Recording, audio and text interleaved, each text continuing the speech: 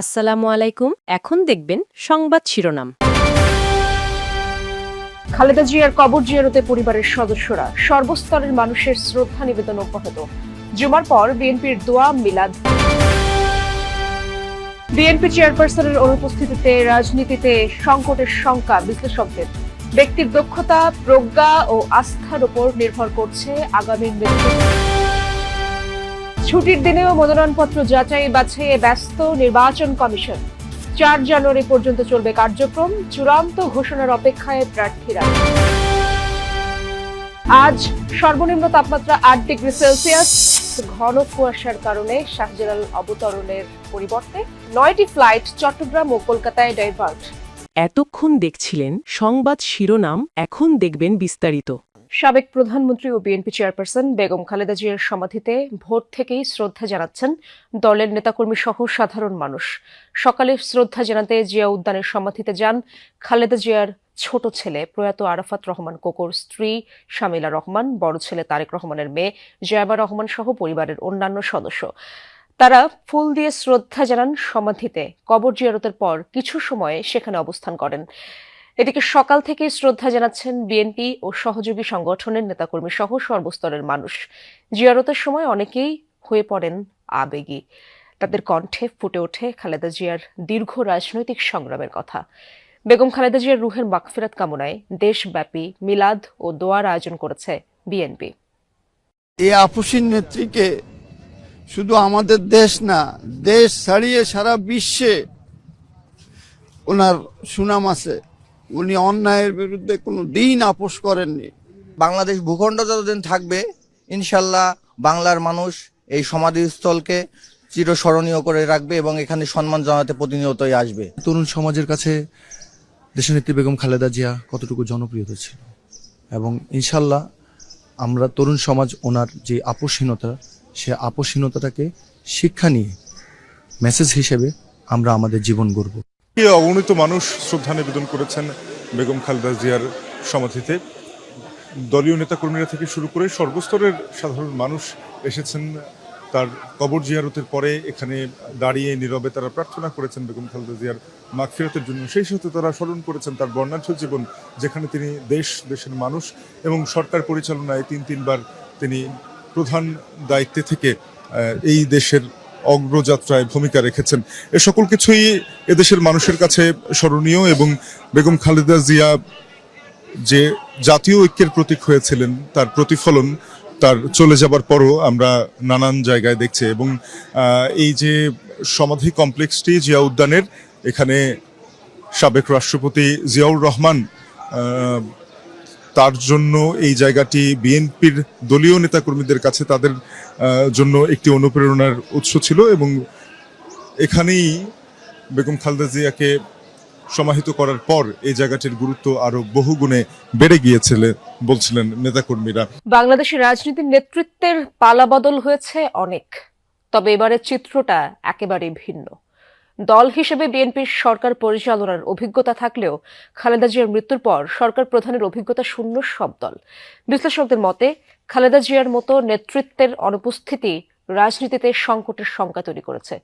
আগামীতে যারাই দেশ ও দল পরিচালনায় যুক্ত হবেন তাদের স্মরণে রাখতে হবে বিগত রাজনৈতিক ইতিহাস, মোকাবেলা করতে হবে মানুষের আস্থা অর্জন, ব্যক্তির নেতৃত্ব এবং সুশাসন প্রতিষ্ঠার মতো চ্যালেঞ্জ। ত্রয়োদশ জাতীয় সংসদ নির্বাচনের মনোনয়নপত্র যাচাই বাছাই কার্যক্রমে ব্যস্ত সময় পার করছে নির্বাচন কমিশন।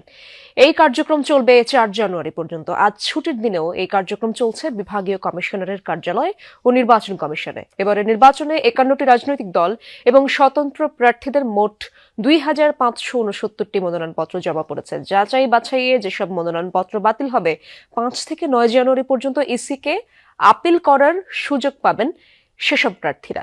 আপিল নিষ্পত্তির পর চূড়ান্ত প্রার্থী তালিকা প্রকাশ করবে নির্বাচন কমিশন। 20 জানুয়ারি পর্যন্ত প্রার্থিতা প্রত্যাহারের সুযোগ পাওয়া যাবে। এরপর প্রতীক বরাদ্দ এবং শুরু হবে জাতীয় সংসদ নির্বাচনের আনুষ্ঠানিক প্রচারণা। এদিকে দেশের অন্যান্য স্থানেও চলছে ত্রয়োদশ জাতীয় সংসদ নির্বাচনে প্রার্থীদের মনোনয়নপত্র যাচাই বাছাই কার্যক্রম। সকাল থেকে জেলায় জেলায় শুরু হয় এই কার্যক্রম। প্রার্থীদের দাখিলকৃত মনোনয়নপত্র কার্যবিধি অনুযায়ী যাচাই বাছাই করা হচ্ছে। আবেদনপত্রের শর্ত পূরণ না হওয়ায়, প্রয়োজনীয় কাগজপত্র না থাকায় এবং 1% ভোটারের স্বাক্ষরে গড়মিল পাওয়া গেলে বাতিল হবে প্রার্থিতা।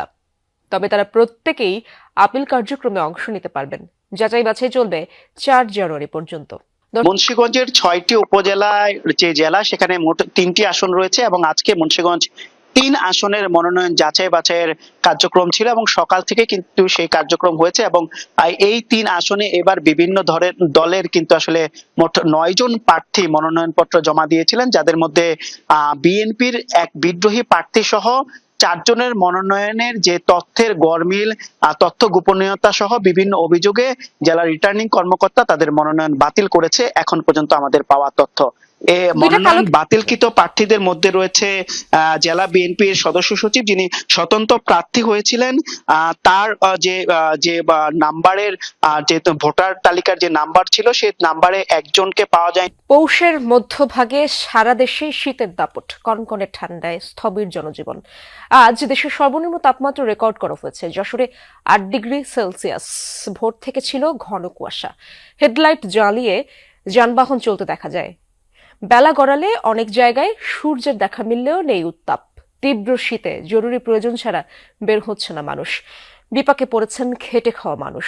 গরম কাপড়ের অভাবে কষ্টেই দিন কাটছে দরিদ্র ও ছিন্নমূল মানুষের। সরকারি ও বেসরকারি উদ্যোগে শীতবস্ত্র বিতরণ করা হলেও তা অপর্যাপ্ত। শীতের সাথে পাল্লা দিয়ে বাড়ছে ঠান্ডাজনিত রোগের প্রকোপও। আক্রান্তদের বেশিরভাগই শিশু ও বয়স্ক। জানুয়ারির প্রথম 2 সপ্তাহ আসলে কোনো সুসংবাদ নেই আপাতত আবহাওয়া অধিদপ্তরের কাছে, কেননা এই প্রথম 2 সপ্তাহ আসলে তাপমাত্রা এরকমই থাকবে, ঘন কুয়াশা থাকবে এবং অনেক বেশি শৈত্যপ্রবাহ থাকবে। সেই সাথে আবহাওয়া অধিদপ্তর থেকে আরেকটি জিনিস উল্লেখ করা হয়েছে, সেটি হচ্ছে দিনে এবং রাতে তাপমাত্রার ব্যবধান। এবং এখন যেটি দেখা যাচ্ছে যে দিনে ও রাতে তাপমাত্রার ব্যবধান নেই বললেই চলে, যার ফলে আমরা যারা রয়েছি আমরা সকলেই কিন্তু আসলে সকালবেলা আমরা যে তাপমাত্রাটি অনুভব করছি, রাতের বেলাও ঠিক একই তাপমাত্রায় অনুভব করছি। এবং এক্ষেত্রে আবহাওয়া অধিদপ্তর একটি কথা বললো, সকালে কিংবা রাতে ভোরবেলা আমরা দেখি যে আসলে তাপমাত্রা আসলে ঠিক কতটুকু আসলে ওঠানামা করে, কিন্তু এখন যেহেতু পুরোটাই আসলে একই রকম তাপমাত্রা বিরাজ করছে, তাই এর ফলে শীতল অনুভূতিটা এখন আমাদের সবারই কম বেশি হচ্ছে। তবে আবহাওয়া অধিদপ্তর জানিয়েছে যে জানুয়ারির প্রথম 2 সপ্তাহ পর ধীরে ধীরে তাপমাত্রা একটু বাড়বে এবং তখন কিছুটা সহনীয় হয়ে আসবে এখানকার আবহাওয়া। সেই সাথে অন্যান্য জায়গাতেও ধীরে ধীরে সহনীয় এবং আরামদায়ক একটি তাপমাত্রা বিরাজ করবে। এর মধ্যে বাংলাদেশের বেশ কয়েকটি জায়গায় আসলে তাপমাত্রা বাড়তে শুরু করেছে, তবে ঢাকা শহরে এখনো বাড়েনি। সেটির জন্য আমাদেরকে অপেক্ষা করতে হবে আরো কিছু সময়। এবং এর মধ্যে আরো একটি বিষয় উল্লেখ করে রাখতে চাই, সেটি হচ্ছে যে 5 তারিখের পর এই বর্তমানে যে শীতল আবহাওয়াটি রয়েছে, শৈত্যপ্রবাহ রয়েছে, সেটি আরো বাড়ার আশঙ্কা রয়েছে। একই সাথে জানুয়ারির 3য় 4র্থ সপ্তাহেও তখনও কিন্তু দেখা যাবে যে আবহাওয়া কিছু